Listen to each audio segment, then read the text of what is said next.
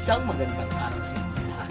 Ako si Jermaine Angelito mula sa Baitang Pitobang at Hansay ang magbibigay ulat sa araw na ito.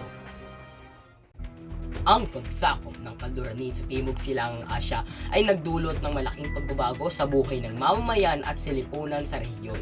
Mula sa mga kultura at tradisyon hanggang sa ekonomiya at politika, narito ang iilang mga bagay na sumasagisag sa malalim na impluwensya ng kolonyalismo at imperialismo. Una, ang mga simbahan.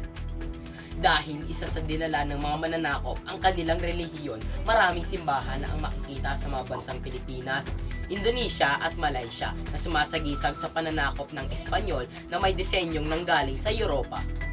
Ang kanilang mga arkitektura ay kasalukuyang nakikita pa rin sa mga bansa sa Timog Silangang Asya.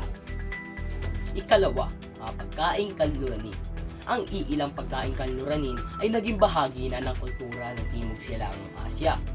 Ang halimbawa nito ay ang spaghetti, pizza at burger na naging popular sa bansang Pilipinas. Gayon din ang paraan ng pagluluto. Ang pamamaraan ng pagluluto ng Kaluranin ay higit na nakaimpluwensya sa Timog Silangang Asya. Ikatlo at panghuli, ang kasuotan. Ang mga kasuotang nagmula sa Europa tulad ng damit pang negosyo at damit pang sports ay karaniwang nakikita sa mga bansa sa Timog Silangang Asya. Bago ang kolonyalismo, ang mga Pilipino ay nagsusuot ng mga damit na yari sa hibla ng kawayan, abaka at seda. Noong dumating ang mga Espanyol, ipinakilala nila ang mga damit na yari sa koton, lana at sutla. Ang mga damit na ito ay mas mahigpit at mas formal at nagsimula nitong palitan ang mga tradisyonal na damit ng mga Pilipino. Katulad din sa Pilipinas, ang mga damit sa bansang Malaysia at Indonesia ay higit na naimpluwensyahan ng mga Kaluranin na nagpakilala ng bagong estilo at tela. Ang mga larawang ito ay nagpapakita na kung paano ang pananakop ng bansa ay nag-iiwan ng malaking impluwensya sa ating kapaligiran.